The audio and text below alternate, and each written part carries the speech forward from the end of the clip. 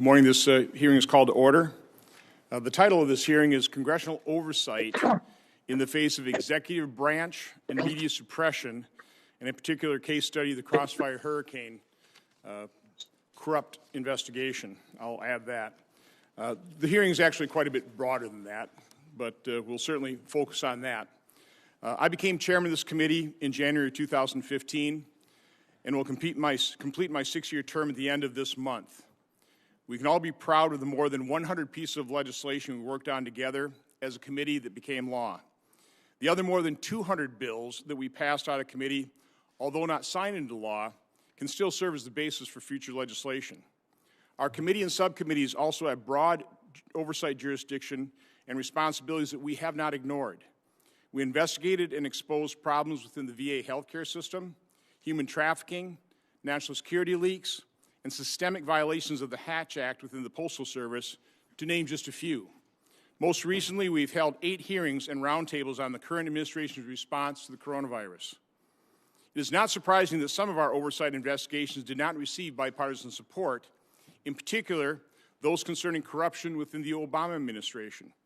In February 2018, reflecting on his 8 years in office, President Obama stated, "We didn't have a scandal that embarrassed us." And further, in May of 2018, he stated, "I didn't have scandals." Not only were those scandals denied by the former president, they were also largely ignored by both Democrat colleagues and most of the media. But nothing could be further from the truth.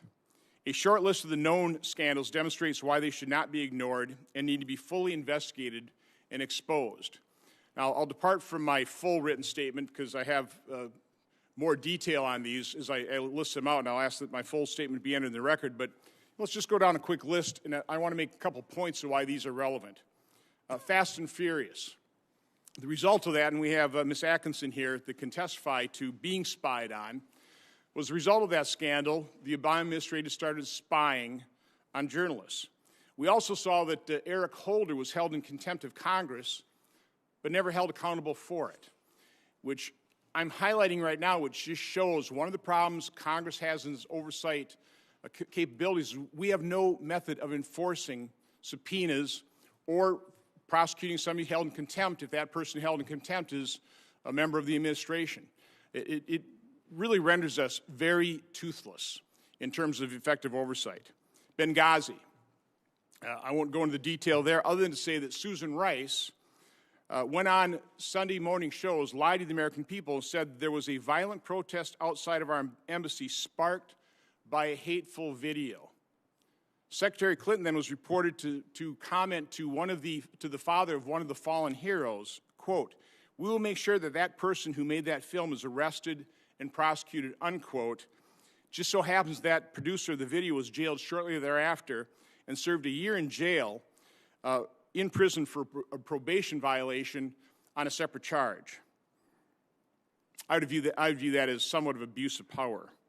The IRS scandal, where the IRS was turned into a political weapon against conservatives, targeted and not allowed to have tax-exempt status. In that case, IRS employee Lois Lerner just refused to testify. She pleaded the Fifth before Congress. Later, oh, by the way, she retired with full retirement benefits, was never held accountable, never punished. IRS later admitted that years after potentially responsive records, including many of Lerner's emails, had been lost due to hard drive crashes. Once again, no one was ever held accountable. The Biden-Ukraine conflict of interest scandal. The thing I want to point out about this is how the press actually was interested in this. Back in October of 2015, when the Wall Street Journal actually inquired of the Vice President's office about that conflict of interest with Hunter being on Burisma's board, they inquired on October 21st. That was the exact same day that Vice President Biden decided not to run in the primary against Hillary Clinton. Again, in December 2019, Politico actually published a 20-page article on Biden, Inc., revealed an awful lot of some of the types of financial foreign entanglements that Senator Grassley and my investigations also revealed in our September 2020 report. Past that point, the press pretty well ignored the glaring conflict of interest that George Kent said was awkward for all policymakers trying to run an anti-corruption agenda in Ukraine. The Clinton email scandal. This is really, when I took over chairman in January 2015, it was in March 2015 that it was revealed that Hillary Clinton ran most of her emails through a private server. Not only is this committee the General Oversight Committee of Congress, we have specific legislative jurisdiction on federal records. So that really began my work and this committee's work for the last 6 years investigating some of this corruption in the Obama administration. I think it's important that, to note that this represents, from my standpoint, the unequal application of justice. Hillary Clinton was exonerated. The email scandal, the mid-year examination investigation, morphed into the Crossfire Hurricane scandal. And I just want to talk about one of the texts that Peter Strzok texted to Lisa Page shortly after they exonerated Hillary Clinton. He said, "And damn, this feels momentous." Now he's talking about Crossfire Hurricane, because this matters. The other one did too, the mid-year exam, but that was just to ensure we didn't F something up. This matters because it matters. So super glad to be on this voyage with you. And yet we had the Inspector General, when he reviewed the FISA abuse, in his report claimed that there was no proof that political bias affected any actions. I would challenge that statement. The final one I want to talk about is what we uncovered in our July 2017 report on leaks. And the overall summary of that is that report showed 125 leaks in the first 126 days of the Trump administration. 62 of them would have been defined as harming national security, according to the Obama administration's definition of that. And that 62 compares with, I think, 8 or 9 during both the Bush and the Obama administrations. Just an explosion of leaks. And by the way, those leaks are what drove and sustained the false narrative of Russian collusion with the Trump campaign. Those proven totally false, but was the center of the Crossfire Hurricane investigation, and then a special counsel, and quite honestly morphed into an impeachment trial here in the Senate. Now, a common element of each of these scandals is the abuse of executive branch power. If this misconduct remains hidden or goes unpunished, it represents a serious threat to our individual freedoms and our democratic republic. I do not make that statement lightly. I would also say they really demonstrate a pattern of bias and unequal treatment. Certainly bias in the media, bias in the social media, the censorship that we've witnessed over the last few months, but also a pattern of bias and unequal treatment in our justice system. I pointed that out earlier. And I would also say a pattern of unequal treatment, unequal loyalty, and bias within the executive branch. I mean, I find it shocking that within 2 weeks of President Trump entering office, 2 of his phone calls to world leaders were leaked to the press. This is unprecedented. It's actually what spawned our investigation into the leaks to show the 125 leaks in the first 126 days. This cannot go on. This is dangerous to our democratic republic. Unfortunately, my efforts to uncover the truth have been severely obstructed by the agencies involved, by entrenched bureaucrats that have every incentive to keep it hidden.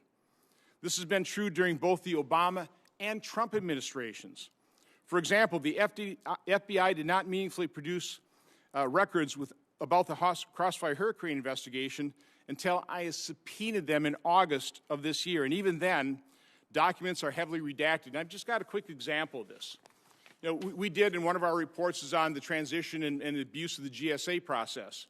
This is an email that the GSA produced to us, and you can see we can read the whole thing except for the mobile phone number of the sender of the email. This is the exact same email produced to us by the FBI. As you can see, almost everything is redacted. There's no reason for things to be redacted. There's nothing involving or harming national security here. Might embarrass the agency, but doesn't harm national security. This is what we've been dealing with. This is the resistance we have encountered in our investigations into abuse of power. In May, Senator Grassley and I requested a list of Obama officials who unmasked Trump campaign and transition officials. That list has apparently been compiled, but has not been provided to the committee because it remains stuck somewhere between the NSA and the Department of Justice. Without those records, it would not be productive, so we have not interviewed the officials involved in those unmaskings. Finally, just yesterday, the State Department produced an unclassified version of an email that Senator Grassley and I requested in August that still contains several redactions. I was able to review the unredacted version and can only say that what remains classified should not be classified. The information would not harm national security, but it would reflect poorly on the Vice President Biden. That is not a valid reason for classification or for indefinitely withholding the information from Congress. These investigations have also been hampered by false allegations made against me and Senator Grassley by senior Democrat leaders, including this committee's ranking member.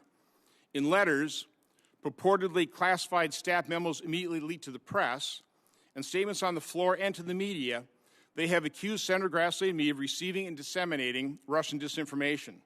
This is patently false and is easily proven so by a careful examination of our reports. Yet no matter how many times we issue denials, a compliant media repeats their false allegations. This was the exact same playbook used with the Steele dossier and the Russian collusion hoax. These claims are especially galling because in both cases, Democrats were the real peddlers of Russian disinformation. Now, the purpose of today's hearing is to release and examine two timelines. I've got them right here. One that's a little more condensed and more general about all of our investigations, and then one that's really specific and far more detailed on the Crossfire Hurricane investigations. To help place these scandals in perspective, we're also going to release new documents we've obtained related to the Crossfire Hurricane investigation, and also to demonstrate how much has been withheld and how many questions remain unanswered. And I ask all of this information be entered in the record. The volume of information that should be considered cannot be covered in a single hearing. Instead, I've invited 3 witnesses to talk about specific aspects of these scandals in which they have detailed knowledge. Again, I thank the witnesses for the time they have taken to prepare and appear before this committee, and I look forward to the testimony. Again, I really do want to thank the witnesses for your time and your appearance here. And with that, I'll turn it over to Senator Peters. Well, thank you, Mr. Chairman. And Mr. Chairman, I just want to start by saying that I certainly appreciate the bipartisan work that we have accomplished together during this Congress. Under our leadership, this committee has advanced important legislation to strengthen border security, to safeguard critical facilities and institutions from terrorist attacks, streamline government efficiency, and in the process save taxpayer dollars, and ensure strong oversight of the coronavirus emergency spending. This committee does its best work for the American people when we come together in areas that we can mutually agree on. I regret that today's hearing, unfortunately, does not meet our best traditions of nonpartisanship and bipartisanship. This committee has already held a hearing on oversight of Crossfire Hurricane investigation. We heard testimony from the Department of Justice Inspector General Horowitz about the errors and the misconduct that his nonpartisan independent investigation found. Inspector General Horowitz interviewed more than 100 witnesses and reviewed more than 1 million documents over the course of nearly 2 years to come to his conclusions. In fact, I asked that the executive summary of this report be entered into the record, Mr. Chairman, without objection. I'll remind the chairman that Mr. Horowitz found that opening the investigation was in compliance with department and FBI policies, end of quote, and found, quote, no evidence of political bias in its opening or in any investigative step taken by the Crossfire Hurricane team, end of quote.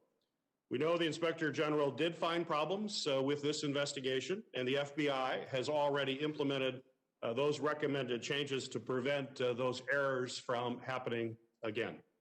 In addition to our own committee's hearing, the Senate Judiciary Committee, which has jurisdiction over the FBI and the Department of Justice, is currently undertaking its own investigation. Prosecutor John Durham is also continuing his own investigation at the Department of Justice. The Senate Intelligence Committee has also already investigated, and its bipartisan report concluded that Trump campaign manager Paul Manafort's willingness to share information with the Russian intelligence services was a grave counterintelligence threat. I ask that the findings of the Senate Intelligence Committee also be entered into the record without objection, Mr. Chairman. Without objection. In addition to our own, today's hearing seeks to rehash the same matter in a more partisan way, to reach conclusions that the chairman has already announced publicly. The panelists here today are not witnesses to the underlying events. Their public commentary has been extremely partisan, and in some cases, such as disputing the result of the most recent election, entirely divorced from reality. The strength of American democracy and a peaceful transition of power depends largely on the American people's trust that our elections are free and that they are fair. There was no plot against President Trump when he won the election 4 years ago, or when he lost the election last month. Promoting a demonstrably false narrative with dangerous rhetoric erodes trust and prevents our country from healing. Our committee has a real responsibility to conduct oversight of the federal government's role in pandemic response and so many other matters impacting national security. And given the dangerous world that we live in, we simply don't have time to indulge in hyper-partisan investigations that simply don't advance the interest of the American people. Therefore, I do not think today's hearing is an appropriate use of our committee's time, resources, or, quite frankly, credibility. Next year, I look forward to returning to our strengths, to work together in a bipartisan way to address the devastating public health, economic, and security challenges that we're facing as a country. Thank you, Mr. Chairman. Thanks, Senator Peters. It is the tradition of this committee to swear in witnesses. So, Ms. Attkisson, if you just raise your right hand, and if the gentleman here will stand and raise your right hand.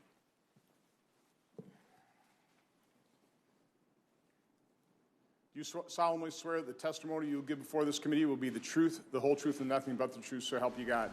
I do. Please be seated. Our first witness is Ms. Sharyl Attkisson. Ms. Attkisson is an investigative journalist and the host of the national television news program Full Measure. For 30 years, Ms. Attkisson was a correspondent and anchor at CBS News, PBS, CNN, and in local news. Ms. Attkisson has authored several books on U.S. politics, the media, and government abuses. Ms. Attkisson has received 5 Emmy Awards and the Edward R. Murrow Award for investigative reporting. Ms. Attkisson. Thank you. Good morning, everybody. I've been a nonpartisan journalist for nearly 40 years in local news, CNN, CBS, PBS, and the national station group Sinclair. I've witnessed a dramatic devolution in my industry as we've allowed ourselves to be transformed into tools of political and corporate interest, pushing narratives, slanting information on the news and online, and seeking to shape public opinion rather than report facts and various views. This means today's media landscape has allowed some of the biggest and most important stories of our time to be covered in a fantastical and one-sided, often inaccurate and incomplete way, or perhaps escape coverage entirely, while important violations of law and constitutional rights by powerful interests go unchallenged. We have to confront the fact that our intelligence structure and some inside our federal agencies have proven more powerful than Congress, the legislative or judicial branches, more influential with the media, and largely immune from oversight, and after the most egregious violations from prosecution. Even the President of the United States, whoever it may be, plays second fiddle to this structure, and partly because the news media has dropped the ball, these players are unaccountable, operating in an extra-constitutional fashion that persists from administration to administration, meaning this is not a partisan issue. Just one example can be found in the government spying on journalists and other innocent Americans. After an incredible series of revelations beginning in 2013, nobody was held accountable. Government agents initiated secret surveillance and subpoenas, against then Fox News reporter James Rosen and Associated Press reporters. CBS, where I worked at the time, publicly announced in 2013 that forensics proved my computers were remotely hacked and my work remotely monitored, and the CBS News systems were accessed in the spy effort as well. After the forensics definitively proved the government was responsible, had secretly installed a keystroke monitoring program, exfiltrated files, listened in on me secretly activating audio, looked through my work photos, then remotely overwrote computer logs to try to erase their tracks when we discovered them, nothing happened, zero. To this day, I'm still suing in civil court, trying to force the Justice Department to reveal the names of all the specific agents involved and, so I thought at one point, force accountability and stop it from happening to others. But 7 long years later, it's an uphill battle as the Justice Department defends the guilty agents using taxpayer dollars. It should be no surprise that intel abuses continued. When top intel officials at the time, James Clapper and John Brennan, provided false information to Congress about surveillance of American citizens and the CIA spying on Senate computers, all is forgiven. When the Inspector General refers former FBI Director James Comey for criminal charges, the Justice Department says no need, he meant no harm. When FBI Director Christopher Wray falsely testifies to Congress that there have been no 702 surveillance abuses, contrary to numerous findings by the FISA court and others, nobody says a word. When government officials unmask the names of innocent American citizens, when Congress makes dozens of referrals for criminal charges regarding alleged intel misbehavior, when committees request relevant documents from federal agencies they're supposed to oversee, when FBI cell phones containing possible evidence of corruption are repeatedly accidentally wiped, when information is illegally leaked for political purposes, nothing. The people responsible for these things, we're to believe, were confused, didn't understand the question, didn't understand the rules, didn't mean any harm. It was an accident. But those not on their team are never afforded the same generous benefit of the doubt. This has caused a crisis of confidence in our public institutions. Among many, there's a lack of trust in Congress, the media, health officials, the Justice Department, and our elections process. Now, even when Congress may be doing the public good, the media may be telling the truth, health officials may be giving good advice, the Department of Justice may be doing the right thing, or the elections aren't fraudulent, many don't buy the story we're telling. We've created this environment over a period of decades, and then we look at the public, which watches the double standards whipsawed between the alternate realities presented by the media, and we ask why they're mistrustful as if it's their doing when it's ours. And if we're unable to change things, we can only expect more of the same or worse. Thank you. Thank you, Ms. Attkisson. Our next witness is Mr. Kevin Brock. Mr. Brock worked for nearly 24 years as an FBI agent. After the 9/11 attacks, he served as the FBI's first Assistant Director for Intelligence and later became the first Principal Deputy Director at the National Counterterrorism Center. Mr. Brock now works in the private sector. Mr. Brock. Good morning, Senator Johnson, Senator Peters, and members of the committee.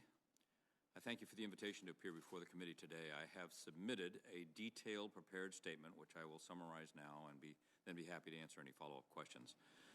During my nearly 24-year career in the FBI, I investigated and managed numerous significant counterintelligence cases and specifically Russian counterintelligence investigations.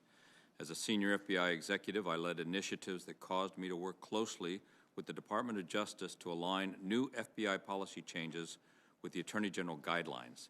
As a result, I had a deep knowledge and understanding of the Attorney General guidelines throughout my career, and while certain changes may have occurred to the guidelines since my retirement, I retain a solid understanding of the Attorney General guidelines' core protections of Americans from inappropriate overreach by the FBI. As a former FBI executive and now private citizen, I have authored several op-ed articles critical of fired FBI executives James Comey, Andrew McCabe, and Peter Strzok, and their initiation and handling of the Crossfire Hurricane investigation and the harm their actions did to U.S. citizens aligned with the Trump campaign.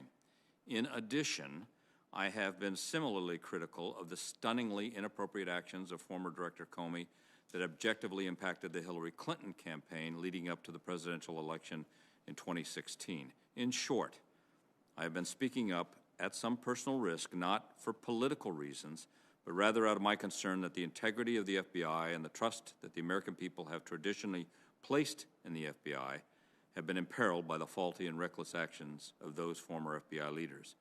I do not speak on behalf of the FBI nor any current or former FBI employee, only myself. I have, however, received abundant and overwhelmingly positive feedback from current and former FBI personnel concerned for the future of the FBI. Let me be as clear as possible. These disgraced former FBI executives never should have opened the Crossfire Hurricane investigation. They did not, despite the DOJ Inspector General's subsequent comments to the contrary, have adequate predication for starting an intrusive investigation of U.S. citizens. The FBI document that opened the Crossfire Hurricane investigation violated the Attorney General guidelines. It contained no predication that an experienced and knowledgeable FBI counterintelligence agent would deem adequate to start an investigation. In fact, the document contained exculpatory statements that should have chilled any lingering impetus to proceed further. The Inspector General's assertion is based solely on his interviews of the Crossfire Hurricane team, who, not surprisingly, claimed they had sufficient reasons for investigating the Trump campaign.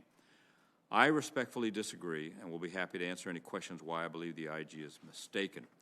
The IG's report documents startling comments by FBI executives that reveal investigative decisions against U.S. citizens based on speculation unsupported by any material fact pattern.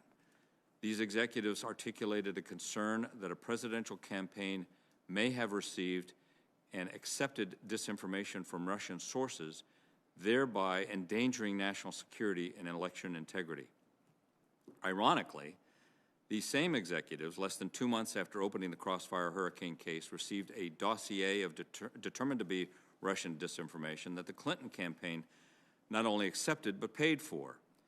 In an indefensible double standard, the Crossfire Hurricane team chose not to initiate a similar investigation into the Clinton campaign.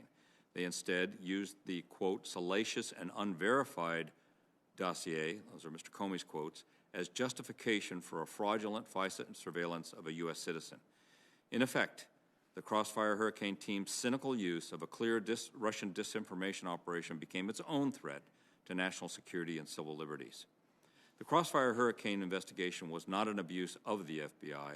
It was an abuse by the FBI, by a rogue band of reckless executives. I'm sorry, I got the back. It was not an abuse by the FBI, it was an abuse of the FBI by a rogue band of reckless executives. Because of the duplicity of these disgraced former FBI leaders, many Americans have lost trust and faith in the FBI. Perhaps that is the greatest wreckage of this entire debacle. Our democracy depends heavily on an objective, dispassionate, and unbiased enforcement of our laws by the FBI. That trust has been eroded. These shameless former FBI executives continue to collect significant sums of money from book royalties, media appearances, movie rights, teaching gigs, and GoFundMe scams. Americans would like to see accountability, but hope wanes. The efforts of this committee to shed light is welcome and commendable. Perhaps it will at least help prevent something like Crossfire Hurricane from ever happening again to any American or future presidential nominee. Thank you, Mr. Brock. Our final witness is Mr. Lee Smith. Mr. Smith has worked in the press for more than 30 years, writing on foreign policy, national security, and media. He has written for the New York Times, the Washington Post, the Wall Street Journal, the New Yorker, among other publications. Mr. Smith has also authored several books on U.S. politics in the Middle East. Mr. Smith. Thank you very much, Chairman Johnson. Close enough. Yes. Chairman Johnson and Ranking Member Peters, thank you for the invitation to speak before the committee. Thanks also to committee members and staff. Nearly 4 years ago, a series of crimes were committed in full view of the public, and to date, no one has been charged. It was the one set of crimes inarguably committed during the course of Crossfire Hurricane, the FBI's investigation of Russian interference in the 2016 election and the possible involvement of the Trump campaign. The crimes began with a leak from a classified intercept of a telephone conversation between then-President-elect Donald Trump's incoming National Security Advisor, Michael Flynn, and the Russian ambassador to the United States. In January and February 2017, the Washington Post published stories sourced to intercepts of Flynn's phone calls and speculated that the retired three-star general might have broken the law by discussing the foreign policy of the United States with foreign officials. For General Flynn, it was the beginning of a twisted journey forced upon him by political opponents and professional rivals, and ending only last week with a presidential pardon. For America, those leaks are the centerpiece of one of the most remarkable crime sprees in our history. Classified information leaked serially to prestige press organizations for the purpose of prosecuting a campaign of political warfare against a sitting president. Reporters rarely, if ever, actually saw the classified documents. They relied on badly spun accounts of the documents fed to them by a circle of intelligence leakers. The classified information was used to advance the narrative that Trump had been compromised by Russian spies. U.S. officials knew not only that they were breaking the law, they also knew they were marketing a lie, and they knew where it originated. According to notes taken by former CIA Director John Brennan, he briefed then-President Barack Obama in late July 2016 that the Hillary Clinton campaign had approved a plan to, quote, vilify Donald Trump by stirring up a scandal, claiming interference by Russian security services, end quote. Knowing the purpose and provenance of the story, Brennan nonetheless pushed it to senior U.S. officials as fact. He briefed then-Senate Minority Leader Harry Reid on information drawn from the notorious dossier paid by the Clinton campaign. Brennan also took it to the FBI. He said that he shared that information regarding Trump aides and Russian officials with the Bureau so that they could take it. In sworn testimony before Congress in May 2017, the former CIA director said the information he gave to federal law enforcement serves as the basis for the FBI investigation. It was to lend more color and weight to the Russia smear targeting Trump that government officials leaked classified information like the Flynn intercept. None have ever been charged. The press itself was honored.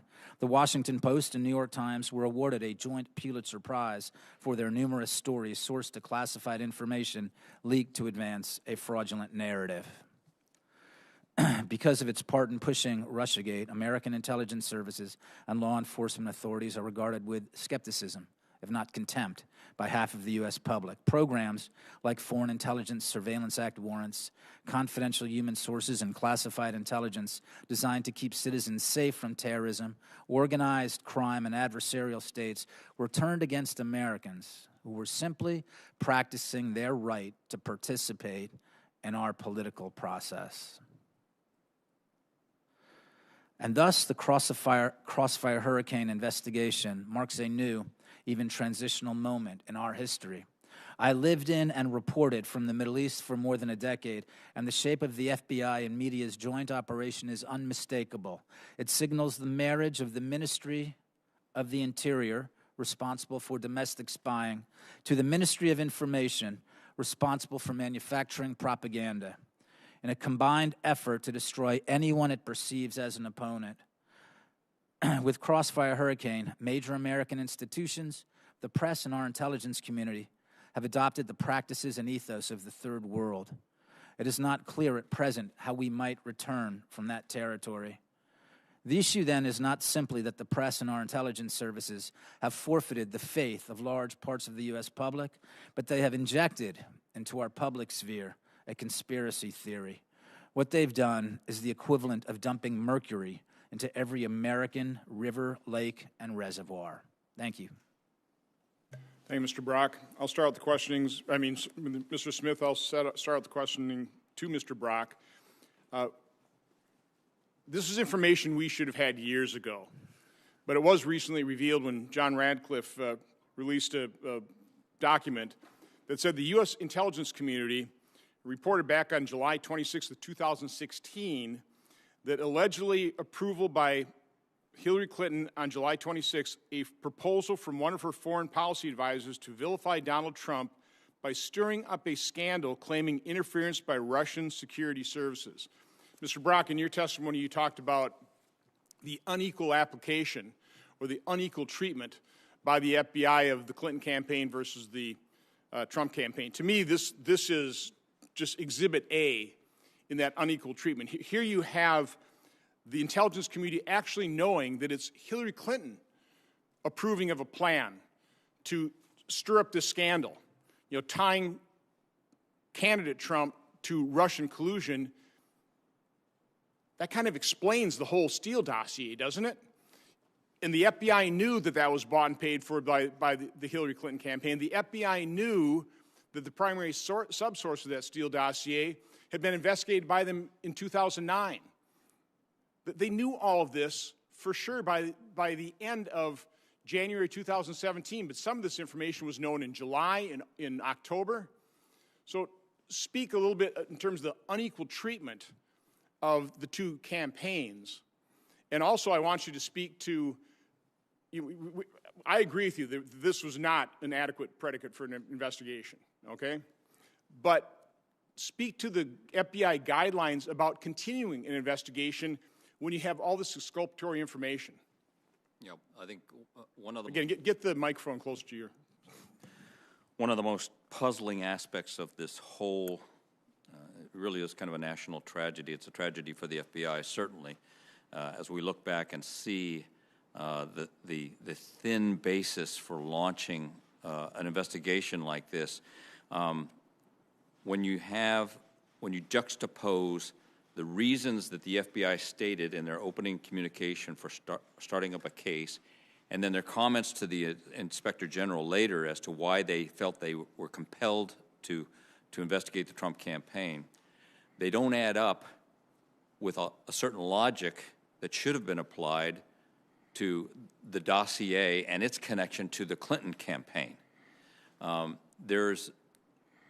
If they applied the same logic to the dossier and the fact that the Clinton campaign arranged for and paid for that and received Russian disinformation, then they would have had to open up a separate counterintelligence investigation, and yet they didn't. And quite honestly, closed down the Trump investigation.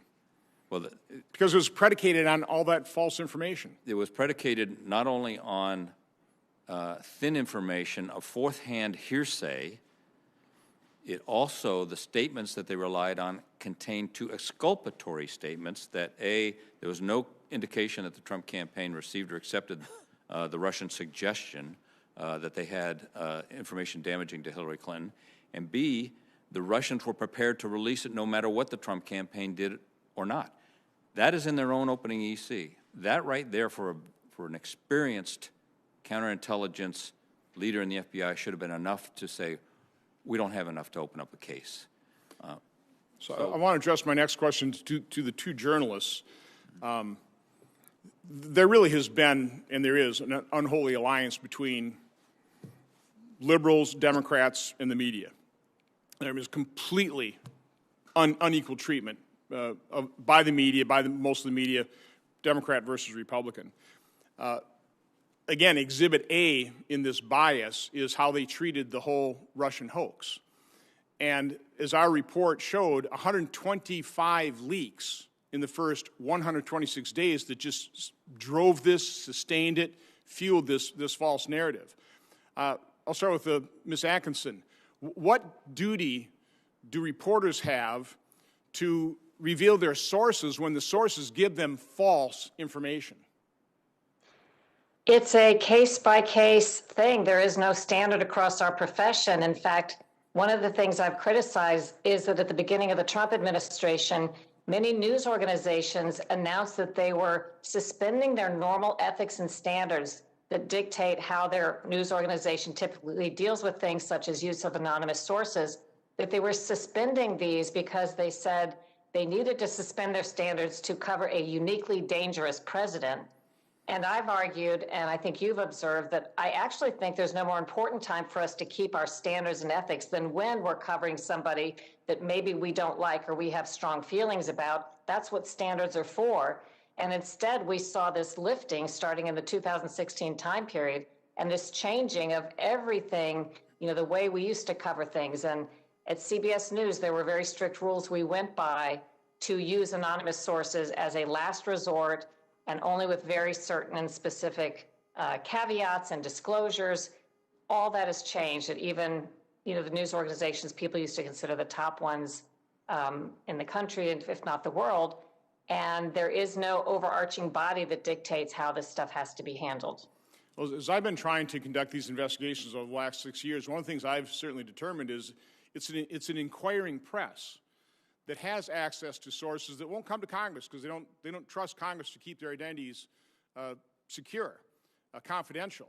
So they go to the press. So the press finds out about this stuff a lot sooner than Congress does, or quite honestly, Department of Justice officials. So I fully understand and fully support a free press and any member of the press protecting the confidentiality of the sources. But that's when they're giving them true information. Mr. Smith, is there an obligation to protect a source that has given you false information? Yeah, but I don't think it's... Turn on your mic and get it close to you. Yeah, I see it a little differently. I think that what we've seen, as I tried to describe in the opening statement, is an actual partnership between the press and people who are providing false information to prosecute a campaign against the Trump administration. I'm very familiar with the left-wing bias in the media. My family, father, grandfather, great-grandfather all worked in the press. I was the literary editor at the Village Voice, which was the first alternative weekly in America, co-founded by Norman Mailer. I come from the left. I'm familiar with left-wing bias. What we've seen the last several years has nothing to do with left-wing bias. This is not about partisanship. What we've seen is something very destructive and very dangerous. And how this started was, in part, because of the financial collapse of the prestige press, which began with the advent of the internet. We've seen as a consequence the moral and professional collapse of the press. What we're talking about now is not a normal media. It is a platform for information operations. It's not just about partisanship. Okay, Senator Peters.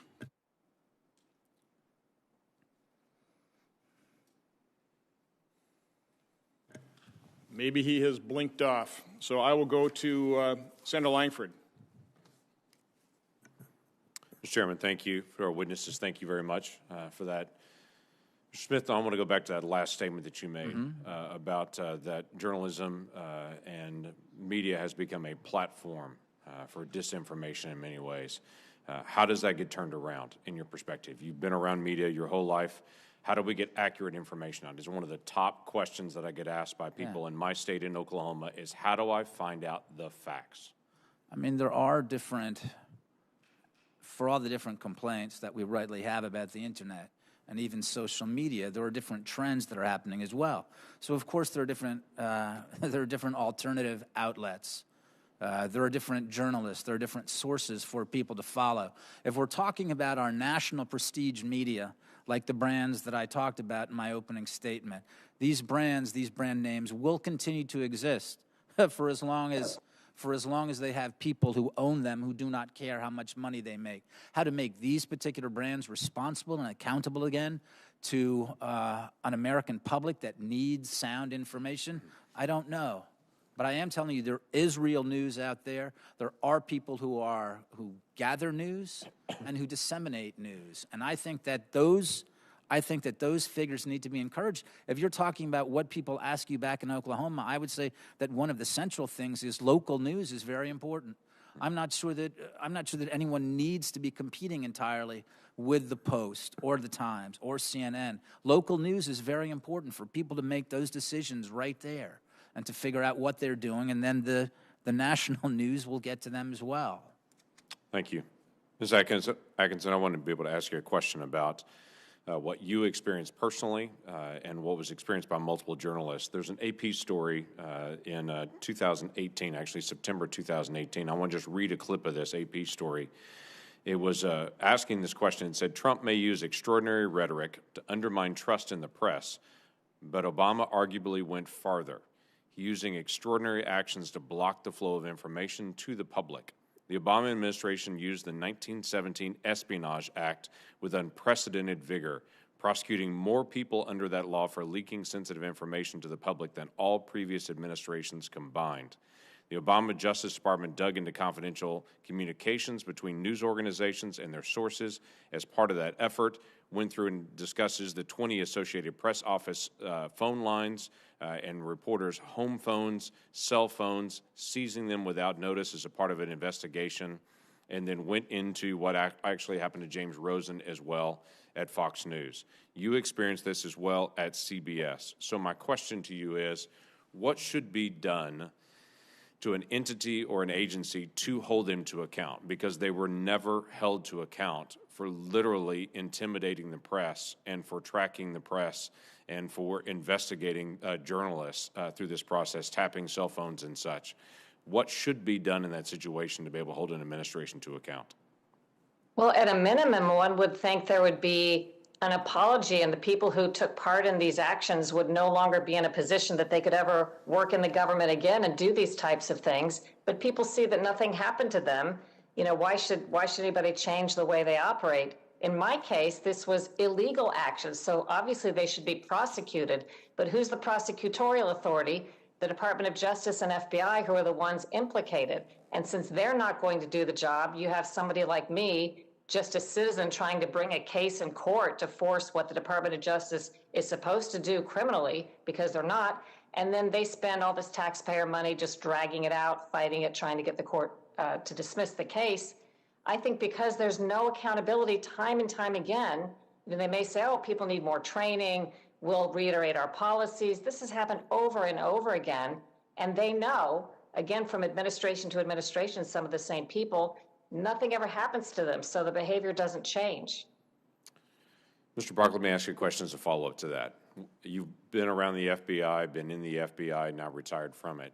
You still know a lot of agents, you know the process. What should and could be done to an agency or leadership or individuals when they have an abuse of power? How should the investigation be handled? What is missing, and why can't we seem to close the loop on these investigations? Some of what we're talking about today may not rise to criminal activity, certainly violations of policy, departmental policy, violation of the Attorney General guidelines. The executives involved were all fired, and with good reason, with cause. So there was some accountability there. What this committee is doing, shedding light on the abuses that took place by this small kind of rogue band of executives at FBI headquarters is vitally important. This is not the FBI I knew or worked in. This is not the FBI agents who worked tirelessly, and analysts and other support personnel who work tirelessly every day for the good reasons that the FBI exists.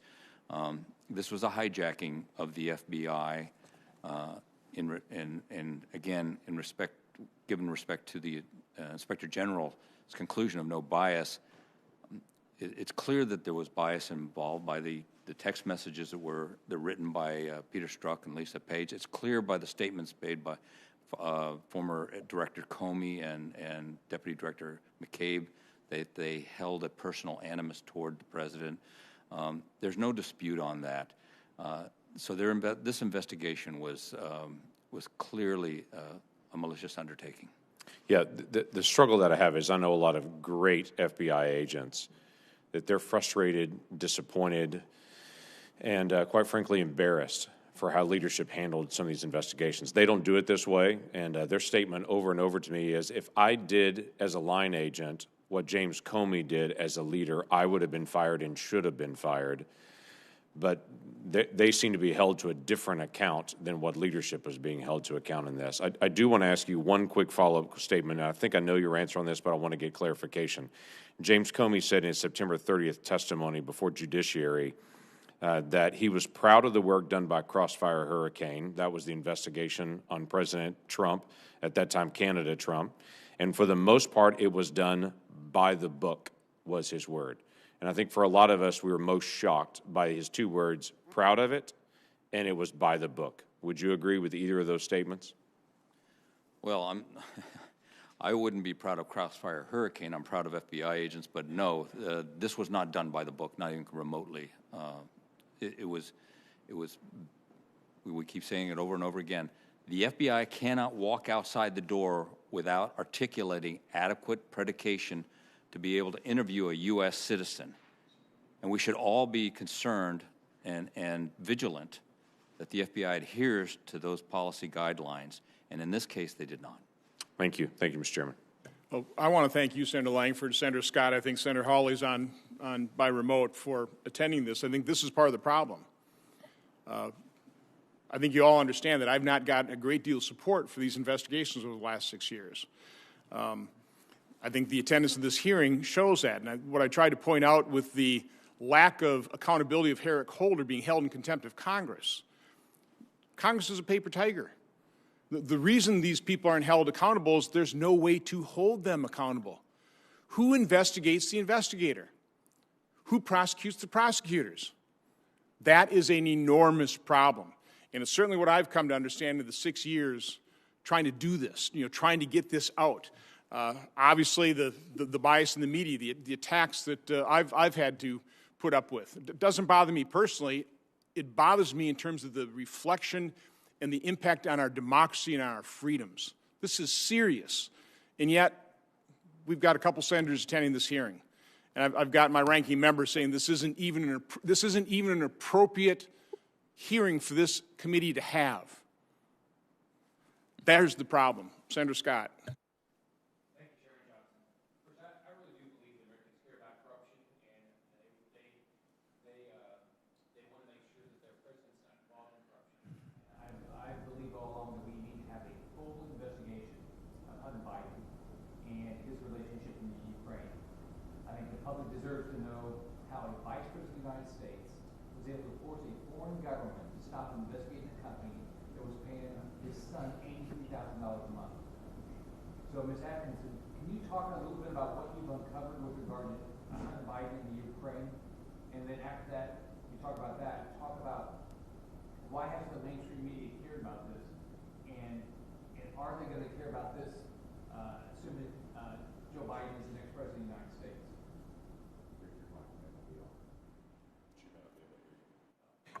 Ms. Attkisson, can you hear me? Now I can. Could you hear me before? Oh, I'm sorry. Okay, I'll just say it again. It wasn't that long. Yeah. I believe Americans care about corruptions, and I believe that Americans do not want to see their president involved in corruption. I believe all along that we need to have a thorough investigation of Hunter Biden and his relationship in the Ukraine.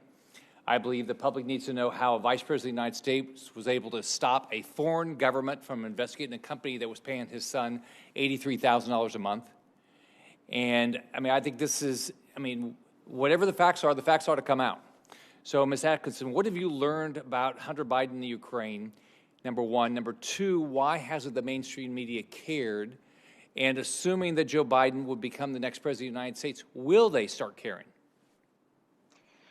I have not done as deep a dive into the Hunter Biden question as other journalists who have written really good pieces, including left-leaning publications starting about a year ago this time. We're doing some great investigations, and I think that can be attributed to the fact that at the time there must have been people putting out the narrative, as I say in the news, that did not want Joe Biden to be the nominee or wanted somebody else. So therefore, even among left-leaning political figures and so on, this was debated. But then once Joe Biden became the nominee, it evaporated, at least as a discussion among the liberal press and left-leaning figures, and it became supposedly a conspiracy theory by conservatives at that point, although it was quite well documented and covered previously.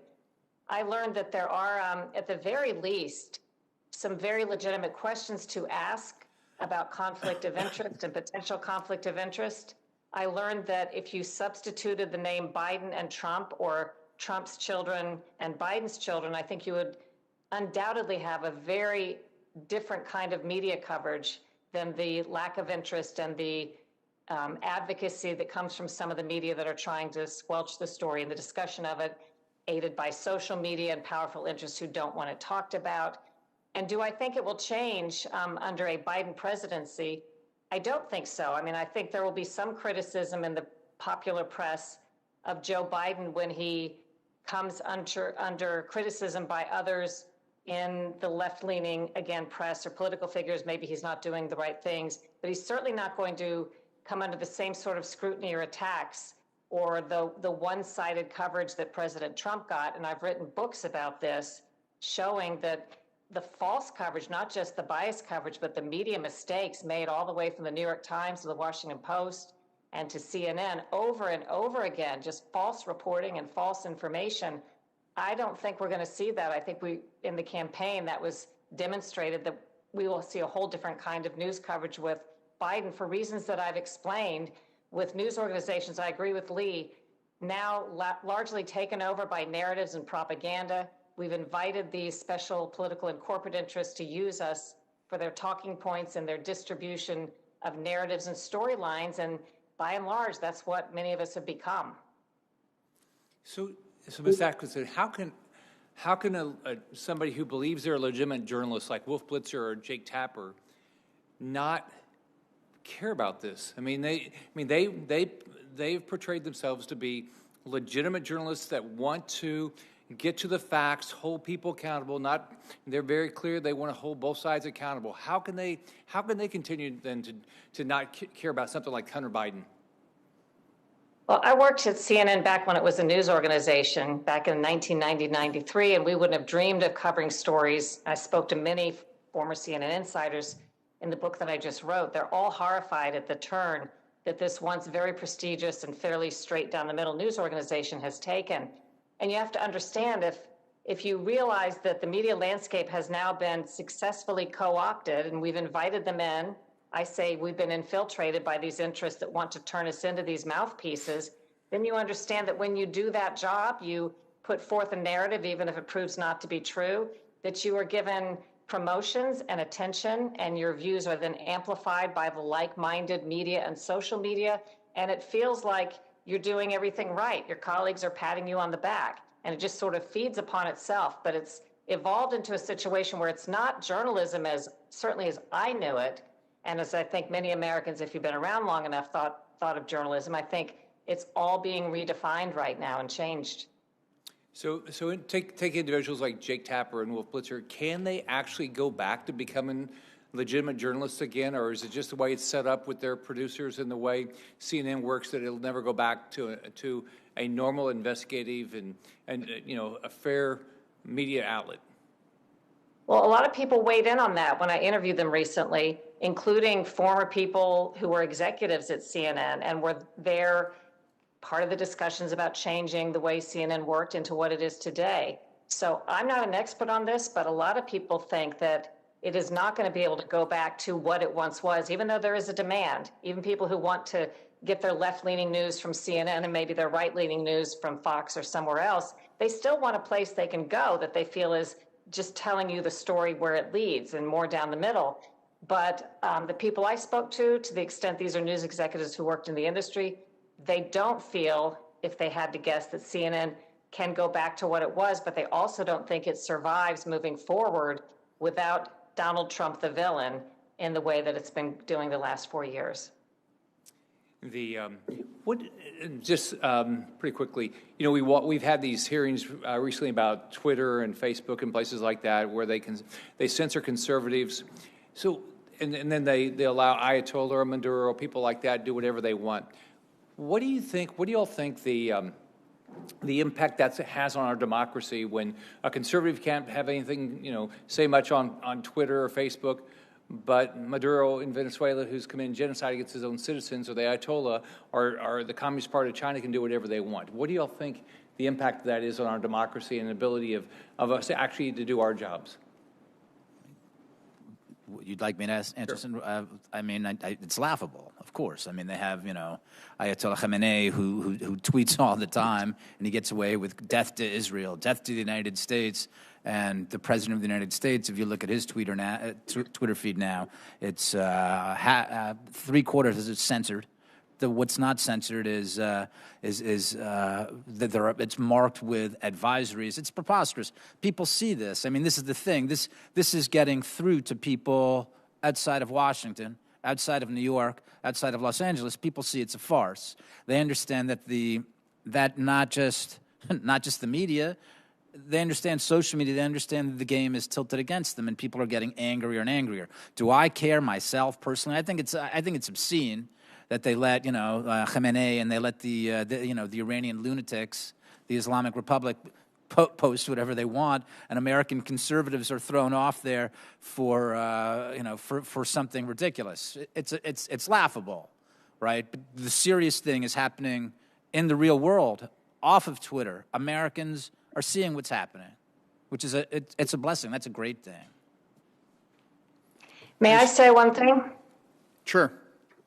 I feel like I've looked at this issue quite a bit, and there's danger in the notion that sometimes we say, those of us who don't like the censorship, that social media is the heavy hand that they're now using, we say, why aren't you censoring this because you're censoring that? And I personally think as a journalist, the tack ought to be, don't censor anything except that which is illegal. In other words, don't invite them, don't accept that they have that role. They never had that role before 2016 when they were lobbied by political and corporate interests to do what I call our fake fact checks and to curate our information. They created a market or demand to let us invite that in because we weren't asking for it. And now that it's here, I think we have to be careful not to say, well, gee, if you just censor everybody equally, we'll be happy. I think the whole trend is bad for everybody and that the goal ought to be hands off of our information. Yeah, I agree. That makes sense. By the way, I do too. And so if we modify Section 230 from my standpoint, you retain the liability protection for content that's uploaded, and you limit the liability on their ability to censor, on the moderation. They have to publish what those policies are. They have to be completely transparent, and I think people should have a cause of action if they're censored, if they're demonetized, if they're destroyed by them not following their very transparent, very open policies. But with that, I'll turn that over to Senator Hawley, who has potentially other thoughts on that issue. Yeah, I'm glad you raised this issue, Mr. Chairman, and I couldn't agree more with what you just said, or Ms. Attkisson, with what you just said. I think it's absolutely vital, and maybe we'll talk about this more in just a second, that these social media companies not be permitted to be the censors of the nation. I don't want them censoring anybody, unless, as you say, Ms. Attkisson, I think exactly rightly, unless it's illegal. I mean, if it's child pornography, sure.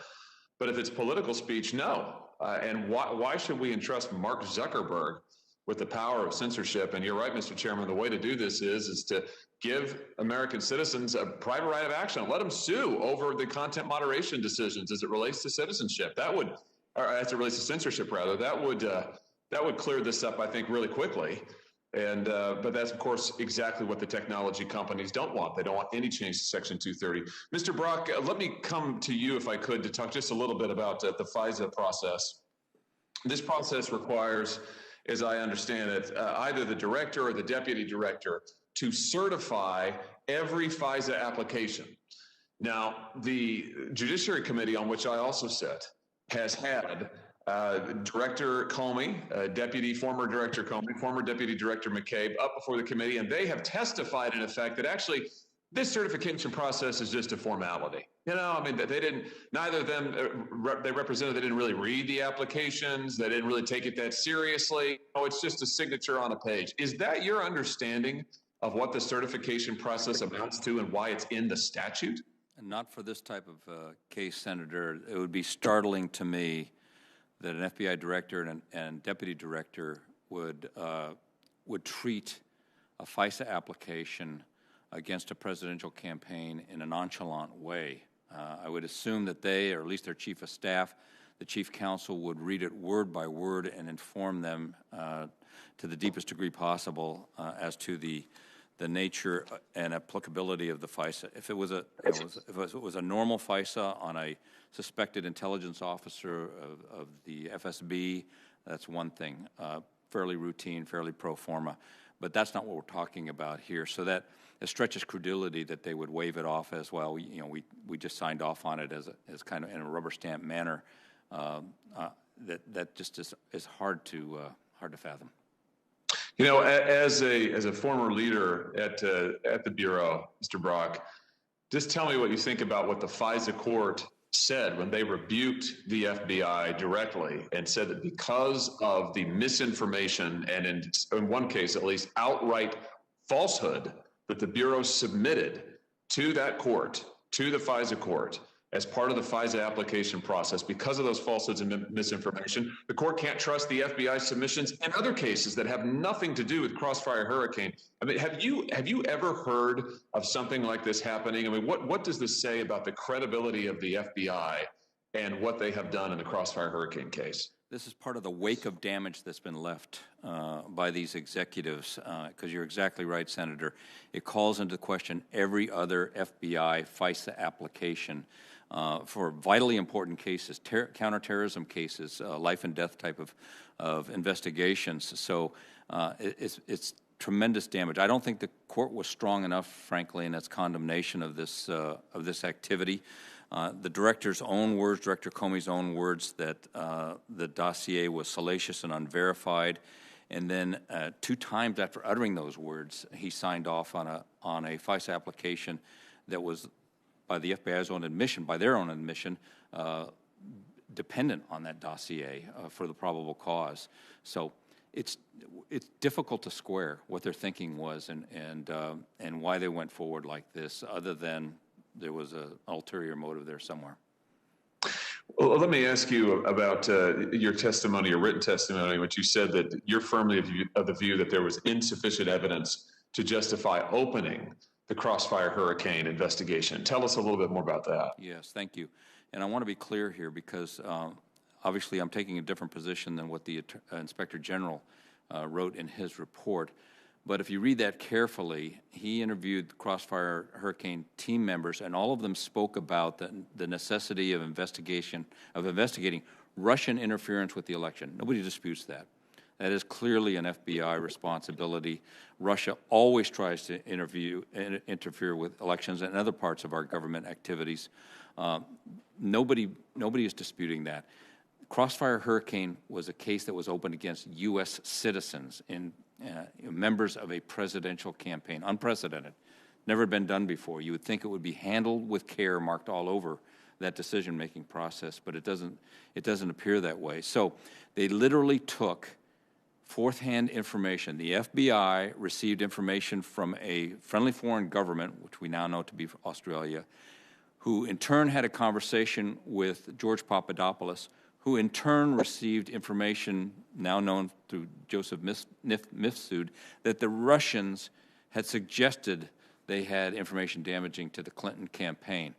I'm not sure how you rally all of that together to make sufficient predication for opening even a preliminary investigation, a limited investigation. They went ahead and opened a full investigation, which gave them the ability to use all of the FBI's investigative powers against U.S. citizens. And as I pointed out earlier, not only were they relying on fourth-hand hearsay, embedded in those statements by the Australian diplomat were 2 exculpatory statements that should have stopped the show right then, but didn't. Right, and we now know that the source, the Steele dossier, which was the principal source for the FISA warrants, and we've heard testimony in the Judiciary Committee that the FISA warrants would not have issued had it not have been for the Steele dossier, and we now know the principal source for that was, in fact, a Russian agent. I mean, subject to a counterintelligence investigation by the FBI at the time they saw the warrants. I mean, it's just, you can't make this stuff up. I mean, if this were a movie, you'd say, oh, it's totally implausible. In fact, it's actually happened. And that's why I continue to believe this is potentially the biggest scandal in the FBI's history. Let me ask you, though, you talked about the care with which this investigation was handled. It seems like it was handled with a lot of care by a small, tight-knit group of people at FBI headquarters, spearheaded by Peter Strzok. You've also got McCabe in there very much driving this. And that's unusual, right? It's unusual for an investigation of this nature to be launched not from a field office, but at FBI headquarters from a very small group of people. I mean, just tell us about that as someone who's been part of this process before. Why was the procedure here and the initiation, why was it unusual? Yeah, it is hard to overstate how anomalous this behavior was, that they would, first of all, open up a counterintelligence investigation into a presidential campaign without incredibly substantial justification, let alone thin. And then secondly, to embargo that investigation onto the 7th floor of the FBI and run it out of headquarters. The reason why the FBI runs its investigations in field offices is not in headquarters, because headquarters is close to the political flame of Washington, D.C. They're there for a different purpose. They're not there for an investigative purpose.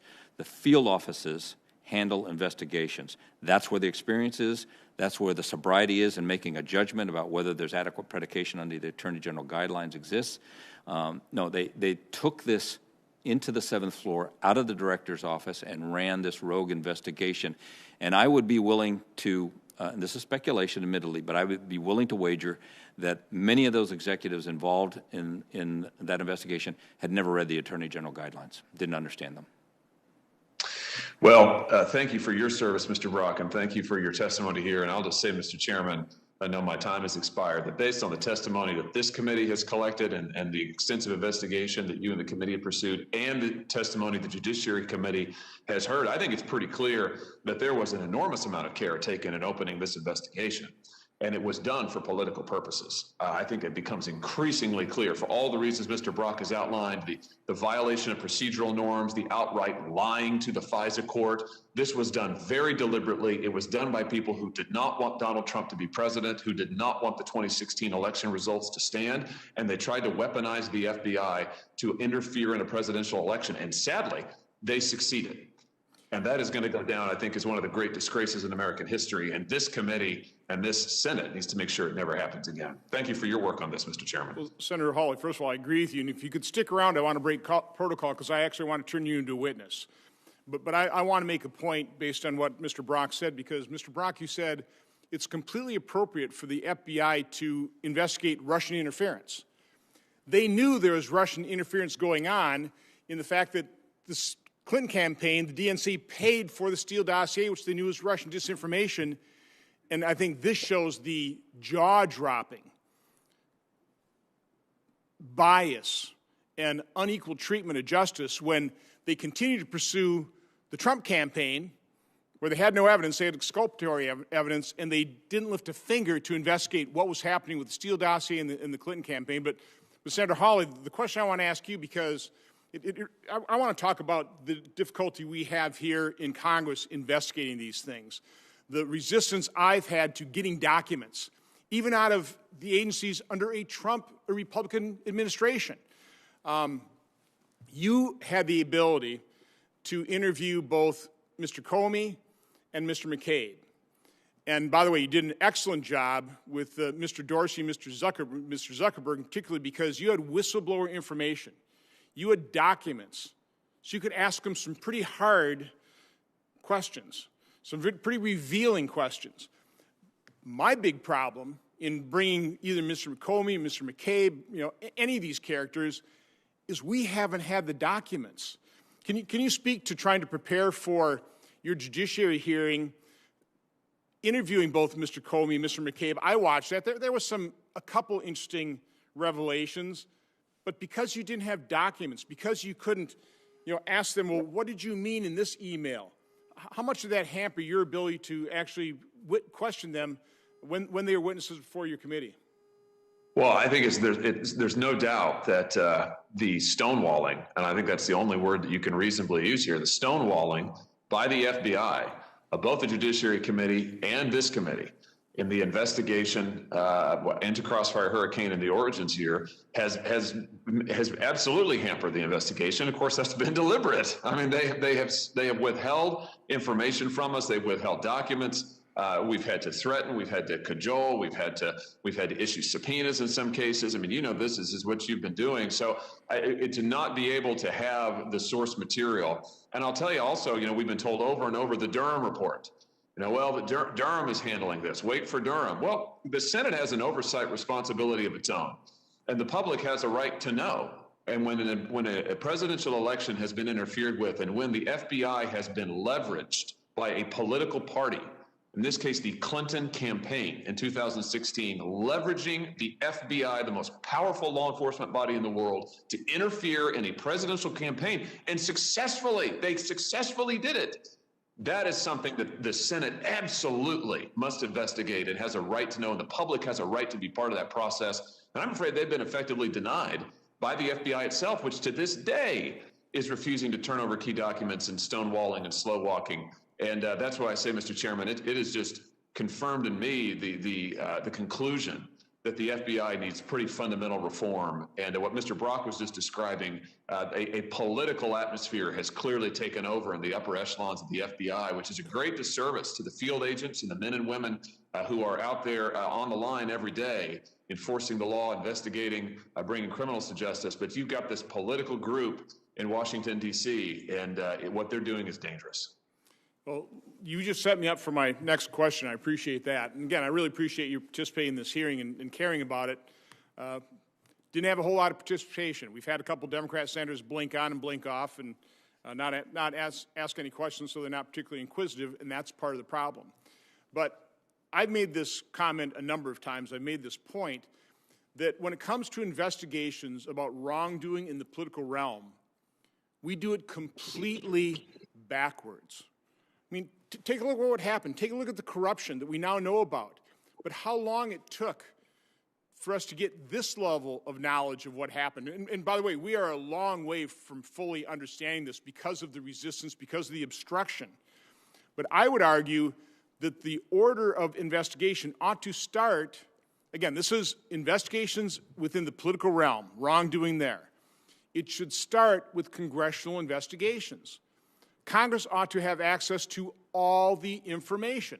I can't tell you how many times the excuse has been given to me when we've requested things, even under subpoena, that, well, you know, we've got an active criminal investigation, or we've got a special counsel, or we've got John Durham. He doesn't want you interfering with his investigation. The way this should work is, because it's, from my standpoint, is so far more important to expose this so the public understands what happened, to provide that accountability of public awareness as a deterrent, as opposed to a criminal prosecution and putting somebody in jail, because it like rarely happens anyway. So I think Congress needs to first investigate, have all the access to all the information, and then if we see potential criminal activity, we refer those cases to the Justice Department. If there's a conflict there, then you set up a special counsel. So we've done this completely backwards, and here we are 4 years later, and we're only now starting to uncover the extent of the corruption. And the corruption is incredibly troubling. It should have troubled every member of Congress, every U.S. senator, every member of this committee, but it obviously doesn't.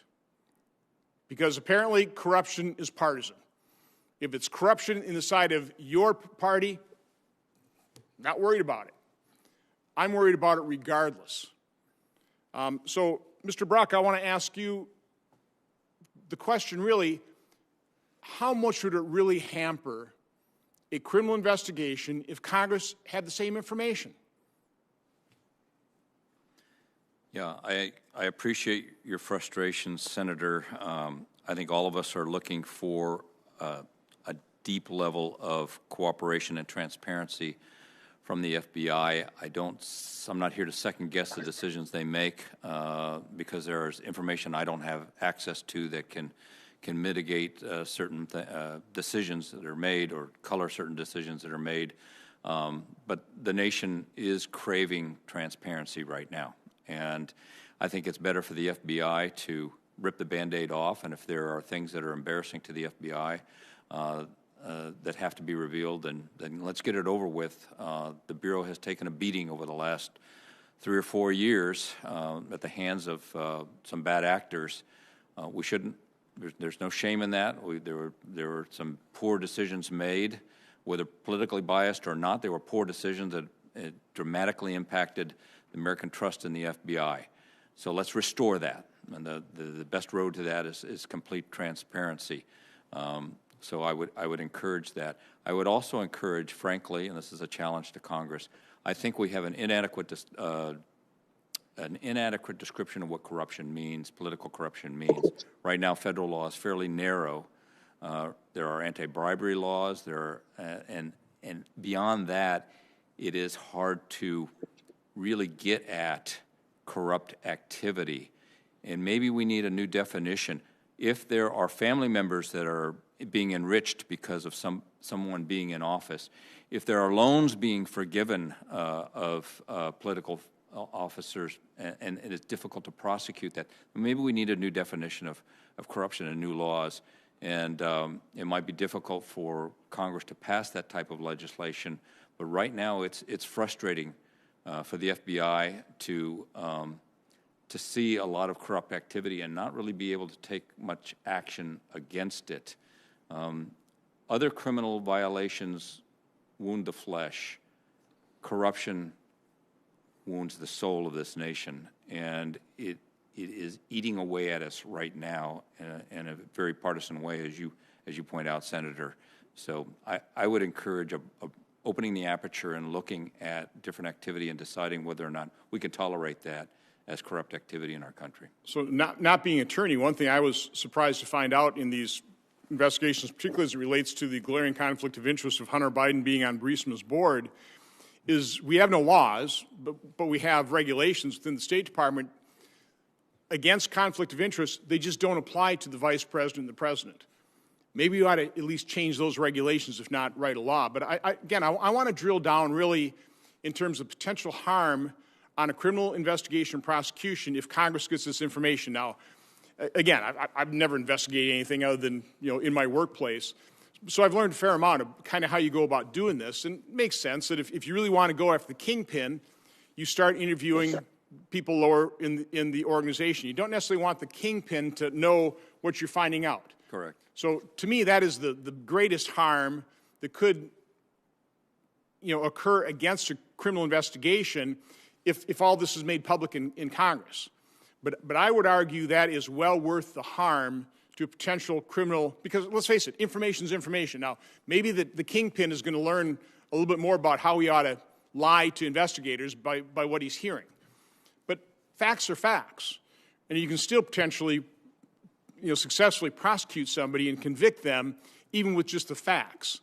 So am I right? Is that the way that having Congress access to this information, having the public aware of this, is that really the main harm that it might cause a criminal investigation? From my standpoint, that's not worth withholding information from the public, certainly not 4 years. Understood, and thank you for that clarification. I understand your question better now. There is a traditional concern, obviously, and attention that when you're bringing criminal charges against someone, that they have the opportunity for a fair trial, because that person may be acquitted, may be found innocent or not guilty, at least. And so there is a concern that a presumptive or premature release of information where there is a risk that information might be leaked out somehow, that it could bias or impact a potential prosecution and a subject's determination of guilt or innocence. So I would agree with you that I think there are circumstances where information can be securely shared with Congress. That's been proven through the classified committees in this Congress that they can keep secrets.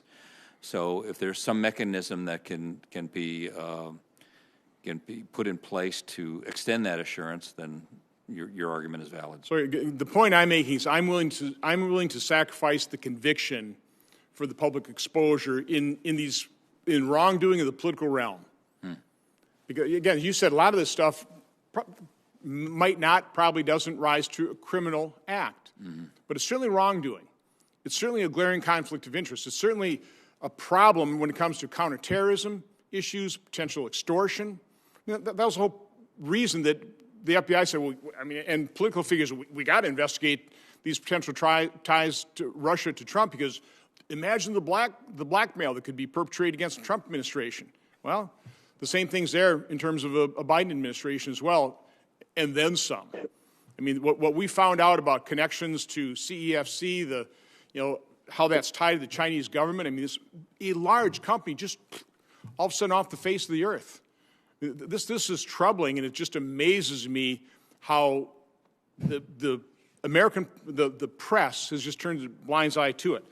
I want to continue to drill down a little bit on FBI, because I am disappointed. I hate to say this, but I'm very disappointed in Director Wray's inability to restore credibility and integrity of the FBI. I just am. I think the only way that can happen is total transparency, and he hasn't been totally transparent. I don't know whether you ever briefed Congress, but I know when we had the director before our committee in our annual threat hearing, at the tail end of that, I asked him a couple questions. And the question I had for him, because he'd always say, well, this happened before I became director, a lot of this. So, well, here's something that happened under his watch. Again, the predicate being, we found out that the FBI knew the primary subsource was a suspected Russian agent. They knew that Hillary Clinton campaign bought and paid for the Steele dossier. They knew there was Russian disinformation in that. They knew that as of January 2017. They knew all of that. And yet, in March of 2018, I believe it was, members of the FBI, we have the documents of how they were preparing to brief, and they did brief, the Senate Intelligence Committee, and represented that the Steele dossier was reliable. How can that happen? I asked that to the director. I didn't get a very good response. I mean, do you understand how that could happen? This is more than a year later after the FBI knew full well the Steele dossier was far from reliable. And, of course, James Comey always said it was salacious and unverified. Yeah, Senator, I'm going to choose my words carefully here. Obviously, my interests are to restore the credibility of the FBI and the American people. Christopher Wray, I think, has done a very good job of advancing a level of trust. I do agree, and I think there's frustration among retired agents and even agents that are currently in the FBI that there should be an urgency to be transparent as nearly as possible. But again, I say, I don't know all the facts. I don't have visibility into some of the sources that may need protecting. There are entirely viable reasons, so I can't second guess that. I do think that it is irresponsible to hear calls for Director Wray's removal unless there is specific cause, like there was for William Sessions or James Comey. I don't see any of that. There may be frustration with the pace of how the FBI is responding, and pressure should be kept on. The FBI is used to that. They should be held to account. They should be called to testify and explain themselves. But there are factors that can come into play here. Just to show you these again. Yeah. Do you think this is acceptable? No, and I think what you're running into there, Senator, frankly, and this is something that they should be called to account for. You have a unit or a section inside FBI headquarters that is doing that kind of redacting.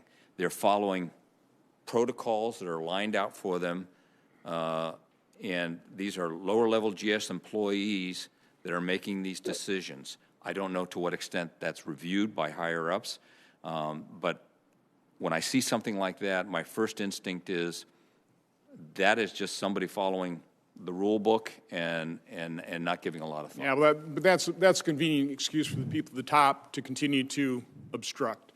I'd be happy, I'd be happy to talk about what I know about Director Wray from my reporting. I would be happy to talk about it. Okay, because I've got kind of one final question for the journalist, but go ahead, Mr. Smith. Yeah, I mean, the Director Wray has been withholding documents since virtually the time he started. I know from my reporting, the plot against the president, that that Director Wray and Rod Rosenstein both went in and they asked the then speaker to not give away any documents. He's doing the same thing. He did the same thing in the spring and summer regarding the Michael Flynn case. Director Wray is anything else but an exemplum of transparency. There's a real problem there. Well, that I know. I guess my final set of questions here, I don't want to keep people any longer than we need to.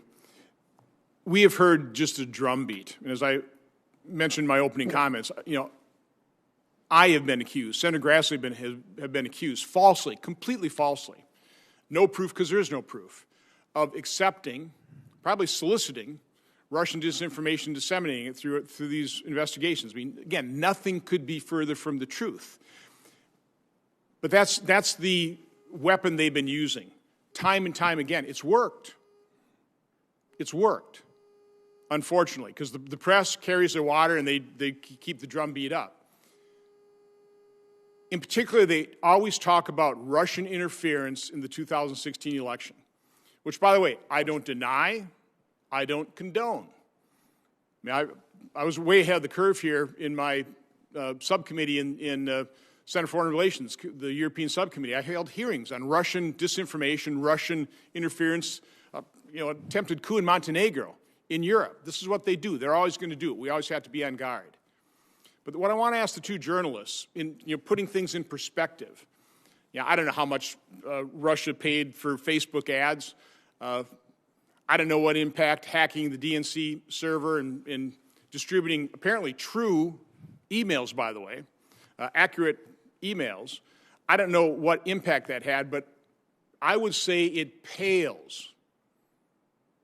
The impact of Russian interference in our politics and our elections pales in comparison to the impact that Jack Dorsey denies of Twitter, of his censorship, of Facebook's censorship, of the extreme bias in the media.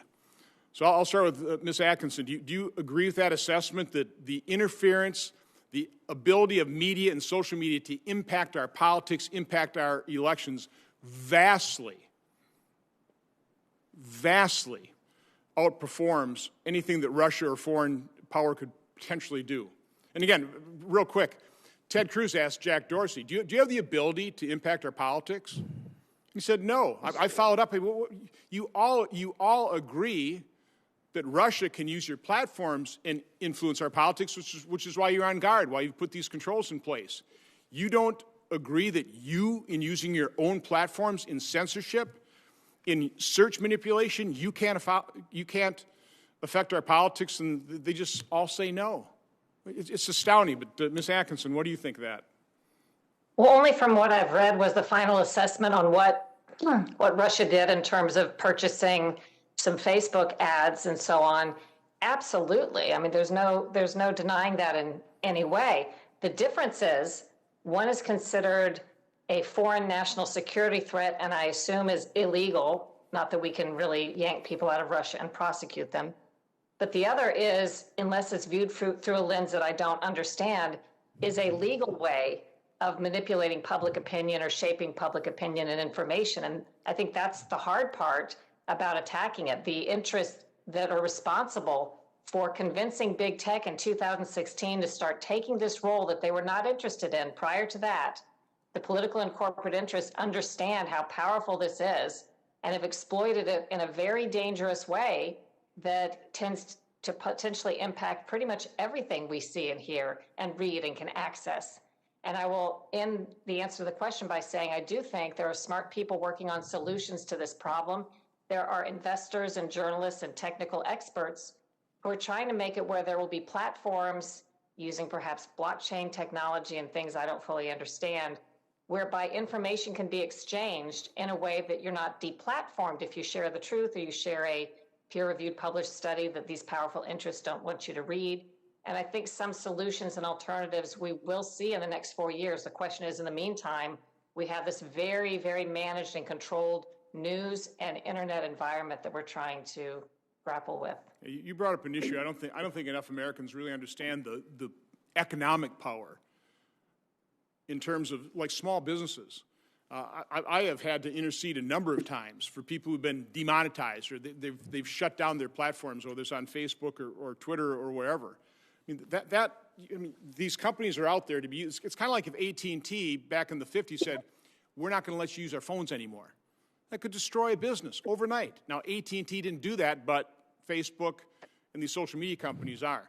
Mr. Smith, do you want to just... May I quickly address how that impacts the news industry? Because I quoted an international news executive, not by name, but who spoke to me for my last book, who gave a very chilling quote. And he said, because of the fear of being deplatformed by these social media companies and the organized interests coming after you on social media, appearing to generate an AstroTurf campaign against you, this guy said, the newsman in me wants to report the truth, but the businessman in me says, pull your punches, because what sort of Pyrrhic victory would it be to be able to publish something only to be deplatformed and have no outlet at all? So if you can imagine news organizations now withholding what they see as the truth or honest reporting for fear of the big tech companies and social media coming after them or deplatforming them, then you get a sense of how effective this is at managing the news that we see. So one thing I just found out, to build on that point, I don't know exactly how this works, but apparently, I found this out from Dr. Robert Epstein, who's been monitoring Google's influence on the campaigns, that, for example, the New York Post allows Google to read their Gmail. It's kind of part of the deal, so they don't get delisted, so they can be up there in the search results. But Mr. Smith, do you want to just speak to the point I made about the impact that social media and media have compared to foreign influence? Well, yes. I mean, Twitter notoriously buried the Hunter Biden story. They buried the New York Post reporting on the Biden family and their relationships with foreign officials in Ukraine and China. So the idea that this is the actual election interference. They are shaping elections. When we talk about 2016, it didn't happen on Facebook with the Russians. The shaping of the election was shaped. The issue is not Russian disinformation. The issue in 2016 was Clinton campaign disinformation. That was the fundamental thing, and that's what they were trying to do. They were trying to shape the election, and then, of course, not just the election, but the transition team and the presidency as well. I just wanted to say two other things, and that is I definitely agree with Sharyl about what's happening. If you see sometimes what appears to be random on Twitter or Facebook or other social media platforms, they will scold someone, they will suspend someone temporarily, and then bring them back. This is meant to draw invisible red lines or disappearing red lines. People don't know exactly what they're not supposed to say. They're effectively being schooled to censor themselves. So this is a very dangerous thing. So I 100% agree with that. The last thing I wanted to say, Chairman, I'm sorry that there is not more general interest. I know that many Americans find this incredibly important. I also want to say, as a journalist, the work that you and this committee have done, everything from putting out the struck page emails to the Hunter Biden conflict of interest document, it's been extremely important. There's lots of researchers out there, lots of serious journalists who are doing real work, and we thank you for the important and vital work that this committee has done, without which there's just different things we wouldn't know. Really, the amount of research that has gone into your products, I commend you for it and thank you for it. I appreciate that.